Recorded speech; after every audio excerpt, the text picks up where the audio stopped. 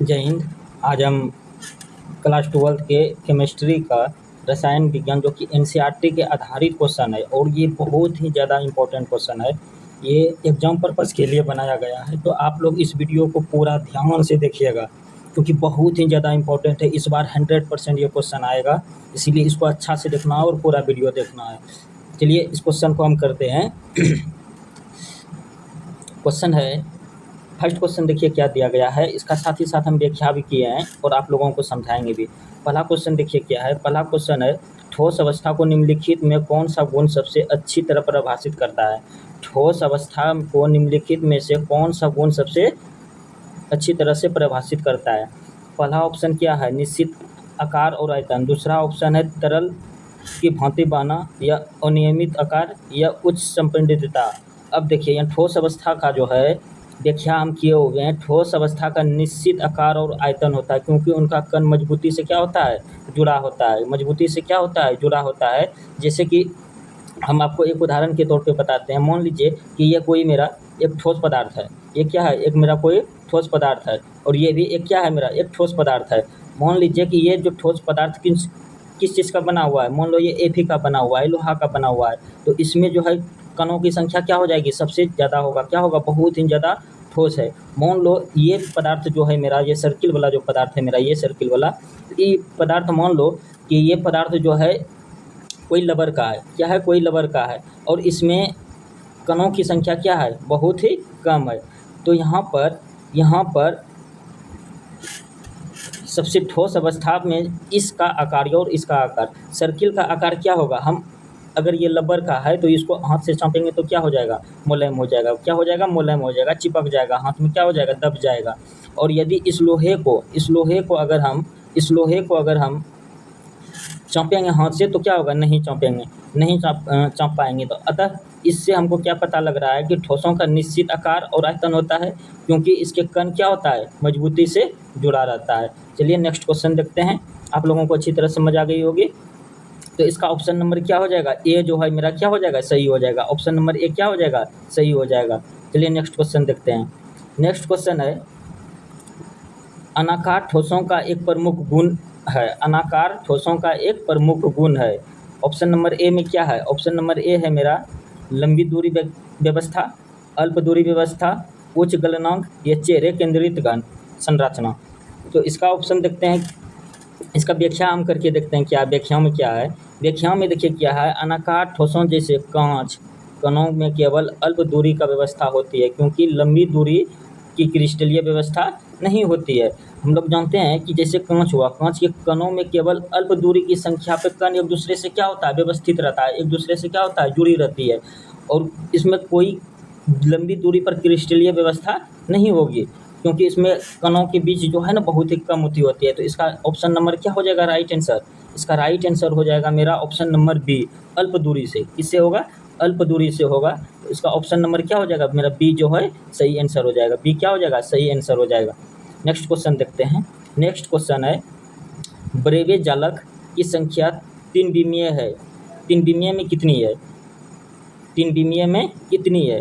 तो चलिए यहाँ पे देखते हैं। तीन विमीय ब्रेवे जालक 14 प्रकार के होते हैं जो 7 क्रिस्टलीय प्रणाली पर क्या होता है, आधारित होता है। तो इसका ऑप्शन नंबर कौन सा हो जाएगा, option number B. Option number B देखो 14 यहाँ पे दिया हुआ है, तो इसका ऑप्शन नंबर बी क्या हो जाएगा, राइट आंसर हो जाएगा। आप सारी क्वेश्चन को ध्यान से देखिएगा और हो सके तो आप अपनी कॉपी में नोट करते जाइए। अगर आप अपनी कॉपी में नोट कीजिएगा तो ये आपके एग्जाम पर्पस में बहुत ही ज़्यादा इंपॉर्टेंट है। कॉपी में नोट करते हुए इसको याद करते चले जाइएगा। चलिए नेक्स्ट क्वेश्चन देखते हैं। नेक्स्ट क्वेश्चन क्या है, नेक्स्ट क्वेश्चन है मेरा सरल घन, जिसको सिंपल क्यूबिक भी बोलते हैं, संरचना में पैकिंग दक्षता कितनी प्रतिशत है। सरल घन, सरल घन का मतलब क्या हुआ, मान लीजिए कि ये मेरा कोई घन है, ये मेरा क्या है, कोई घन है,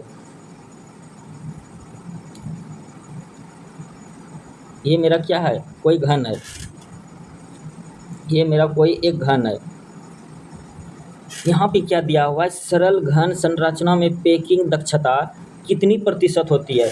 ये जो पैकिंग हुआ है, ये जो क्या हुआ है, पैकिंग जो हुआ है, इसकी दक्षता कितनी घन है, ये चीज़ को बताना है हमको। तो इसकी दक्षता जो है प्रतिशत में अगर हम बोलेंगे तो इसकी दक्षता जो है कितना होती है, 52% होती है।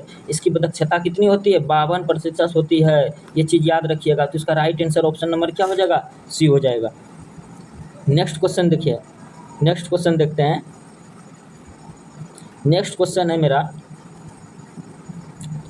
निकटतम पैकिंग के परमाणुओं की व्यवस्था किस प्रकार होती है। निकटतम पैकिंग की परमाणुओं की संख्या किस प्रकार होती है। अभी सबसे ऊपर वाला जो क्वेश्चन हम देखे हुए थे, सबसे ऊपर वाला क्वेश्चन यहाँ पे अनाकार ठोसों के प्रमुख गुण है, लंबी दूरी वाला, अल्प दूरी वाला, सेम टू उसी प्रकार का ये भी क्वेश्चन है। निकट पैकिंग में परमाणु की व्यवस्था किस प्रकार की होती है। तो यहाँ पर जो है ऑप्शन व्याख्या में देखते हैं क्या होता है। ए बी सी हेक्सागोनल निकटतम पैकिंग होती है HCP के लिए। किसके लिए होता है, HCP के लिए। जबकि ए बी क्यूबिक निकटतम पैकिंग किसके लिए होता है, CCP के लिए। प्रश्न के अनुसार निकटतम पैकिंग दोनों की होगी। यहाँ पे देखिए दोनों ऑप्शन जो है, इसमें 2 ऑप्शन जो है राइट आंसर हो जाएगा। 2 ऑप्शन जो है क्या राइट आंसर हो जाएगा, नंबर ए और नंबर बी। नंबर ए और नंबर बी जो है इसका राइट आंसर हो जाएगा। नेक्स्ट क्वेश्चन चलिए देखते हैं। नेक्स्ट क्वेश्चन है मेरा शरीर केंद्रित घन, बॉडी सेंट्रल क्यूबिक, BCC जिसको बोलते हैं, क्या बोलते हैं, BCC बोलते हैं। संरचना में कितने परमाणु प्रति इकाई सेल होते हैं। शारीरिक केंद्रित घन, बॉडी सेंट्रल क्यूबिक जिसको हम BCC से सूचित करते हैं, संरचना में कितने परमाणु इकाई होते हैं। तो हम लोगों को याद है इसका कितना इकाई होता है, तो 2 इकाई होता है। कितना इकाई होता है, तो 2 इकाई होता है। ऑप्शन नंबर बी क्या हो जाएगा, राइट आंसर हो जाएगा। यहाँ पे देखिए कोनों, इसका व्याख्या हम देखते हैं। इसका हम क्या देखेंगे, व्याख्या देखेंगे।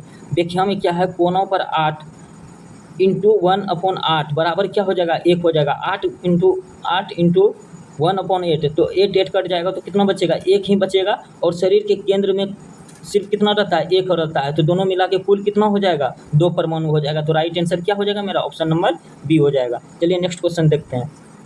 नेक्स्ट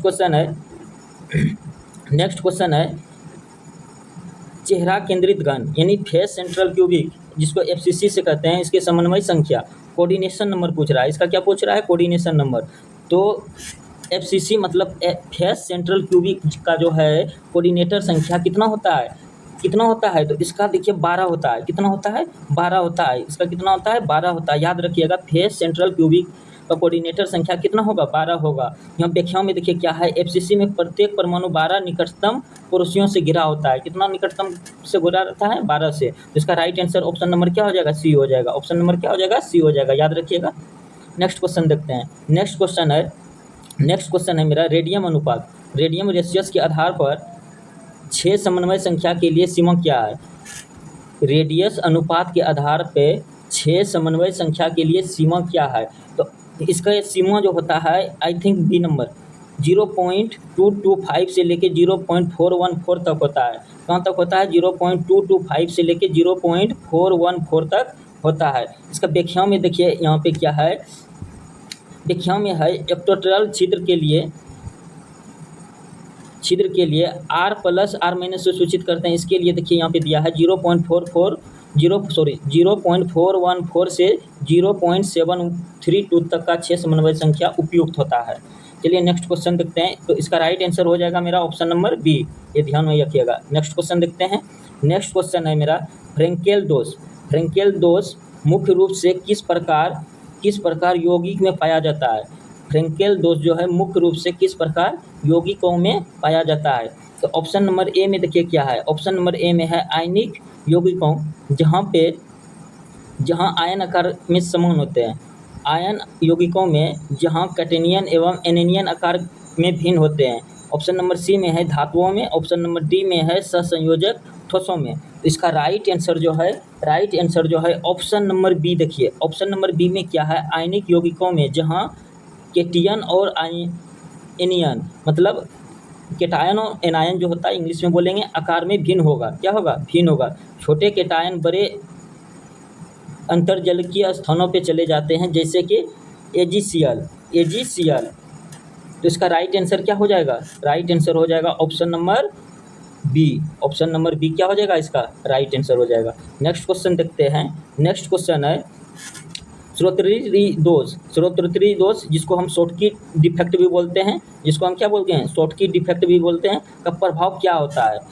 शॉर्टकी डिफेक्ट का प्रभाव क्या होता है, उसका घनत्व बढ़ता है या घनत्व घटता है या चालक बढ़ती है या क्रिस्टलीय का रंग बदलता है। तो इसका ऑप्शन नंबर बी जो है राइट आंसर हो जाएगा। ऑप्शन नंबर बी जो है इसका क्या हो जाएगा राइट आंसर हो जाएगा। घनत्व क्या होगा इसका घटता है।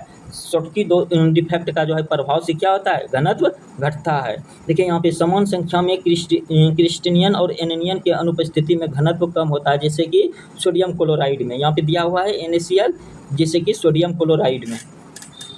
तो ये 10 इंपॉर्टेंट क्वेश्चन था जो कि बिहार बोर्ड के लिए बहुत ही क्या है इंपॉर्टेंट है। बिहार बोर्ड के लिए क्या है बहुत ही इंपॉर्टेंट क्वेश्चन है। तो इसी तरह हम आप लोगों के लिए 10-10 क्वेश्चन कराते रहेंगे। हर चैप्टर से 20-30 क्वेश्चन जो है जो कि इंपॉर्टेंट क्वेश्चन है उसको कराते रहेंगे। आप लोग अगर नई चैनल पे आए हैं, पहली बार आए हैं, तो इस चैनल को जो है सब्सक्राइब कीजिएगा और सपोर्ट कीजिएगा। आप लोग कमेंट करके बताइएगा कि यह क्लास कैसा लगा और आप